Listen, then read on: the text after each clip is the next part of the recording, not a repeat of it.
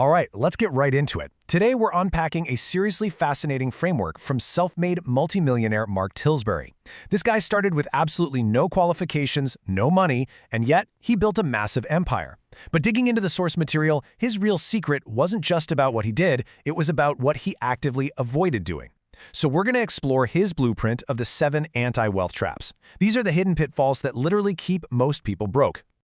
Okay, let's dive into this. Instead of just giving you a simple list, we're going to journey through this blueprint systematically, moving from surface-level lifestyle illusions all the way down to deep psychological blockers. We'll be covering 1. Money and status illusions. 2. Collaboration and focus deficits. 3. Toxic mindset wealth blockers. And finally, 4. Escaping the comfort zone. Section 1. Money and Status Illusions, Exposing the Fake Rich. This is where we look at the very real danger of getting completely blinded by early money and those flashy lifestyles you see paraded all over social media. To understand trap number 1, working only for money, we really need to contrast 2 different paths. Path A is super tempting. You get a boring but well-paid job right out of the gate. Your friends are impressed, your parents are proud, but eventually your earning potential just hits a hard ceiling. It plateaus. Path B, though, prioritizes skills and equity over immediate cash. What's amazing in the source is how Tillsbury actually lived this out. At age 16, he consciously chose a low-paying carpentry apprenticeship over jobs that paid more up front. Despite struggling to pay bills and being relentlessly bullied by his manager, he stayed. Why? Because he prioritized the valuable skills he was learning. He traded short-term cash for long-term exponential growth. Now, today's landscape is digital, but the principle is exactly the same. Tillsbury recommends treating your skill set like a Swiss Army knife. Right now, the high-income skills you want to prioritize are copywriting, video editing, and coding. And honestly, the best part? While it seems like everyone is attempting these jobs online, Tillsbury notes that a staggering 99% of the competition simply isn't up to standard. The bar is actually way lower than you might think, assuming you're willing to put in the real work. And this brilliantly illustrates the second trap: buying a luxury lifestyle just to impress other people. An astounding 60% of American households cannot even afford a new car. Yet we are constantly bombarded with images of people cruising around Dubai in bright yellow Lamborghinis or dropping $500 on a steak at some Salt Bay restaurant. The shocking reality drawn from the source is that the folks living this way are often far from successful.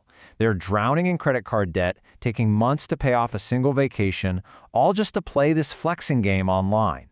This illusion of the fake rich is incredibly pervasive. To really put this into perspective, think about this stark number: 37%. That is the percentage of Americans who cannot even afford an unexpected $400 expense. When you obsess over looking rich early on, you sacrifice the actual capital needed to become rich. It's literally all smoke and mirrors. So what is the alternative here? Well, true wealth builders do the exact opposite. Instead of sinking cash into depreciating stuff like flashy cars and designer clothes, they pour their early money into assets. We're talking stocks, shares, crypto, and real estate. The goal isn't to never enjoy a luxury lifestyle. The goal is to hold off until your assets generate enough passive income to fund that lifestyle for you. Basically, let your investments buy your Lamborghini, not your primary income. Section 2. Collaboration and focus deficits. How we work and process information. Now that we've cleared away those surface-level money illusions, let's shift gears and look at how daily execution roadblocks can trap us. Trap number 3 is believing you have to do absolutely everything yourself. You might be incredibly talented, for sure, but you can never outcompete a talented group of people working together. Take Elon Musk, for example. The source points out that he didn't achieve everything single-handedly. He was part of the infamous PayPal mafia. After eBay acquired PayPal, this highly collaborative network of tech experts spread out through the industry, supported each other, and spun off giants like YouTube, Yelp, LinkedIn, and SpaceX. Wealth is, at its core, a team sport. And you don't need to build a billion-dollar tech company to leverage this kind of collaboration. Right now, there's a massive opportunity for younger generations to collaborate with older business owners. A lot of traditional businesses are completely lost when it comes to online tools for managing teams, handling invoices, or building websites. By stepping in and using all-in-one internet management platforms, you can bridge that gap. You bring the tech savvy, they bring the established business, and boom, you both profit immensely. But as you start working with others and exploring different paths, you're inevitably going to hit trap 4. having way too many inputs. In our modern world, everybody has an opinion on what you should do, right?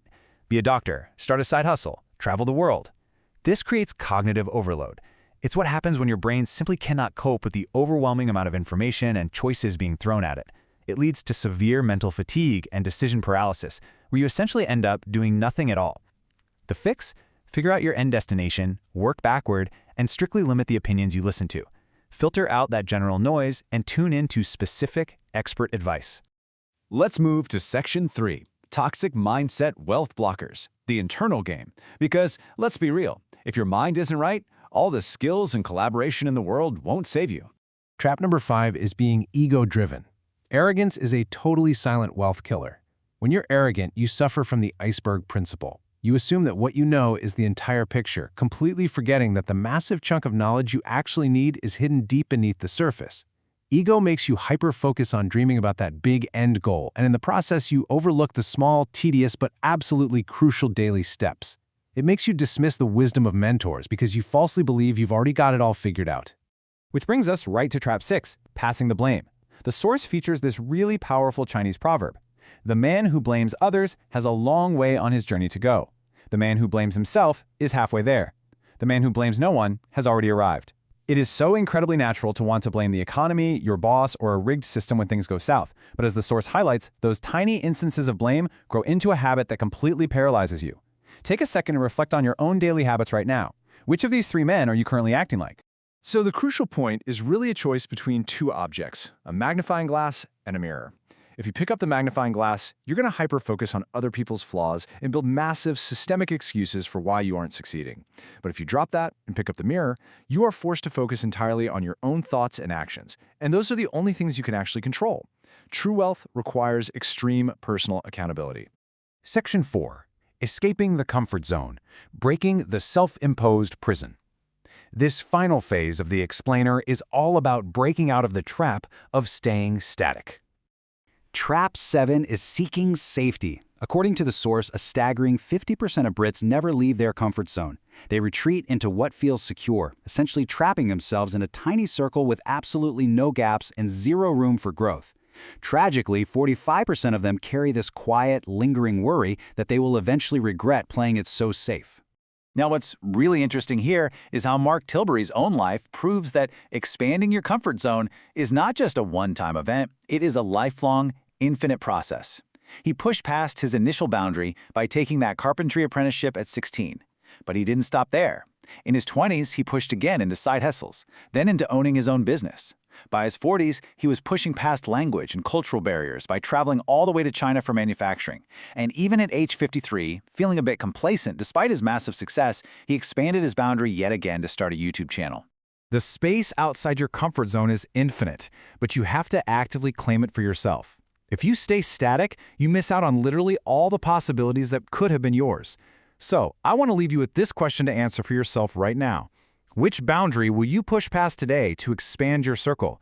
Don't just go through this explainer and stay static. Take real action today. Thank you so much for joining me and exploring this incredible source material together. Keep learning, keep pushing, and I'll catch you in the next one.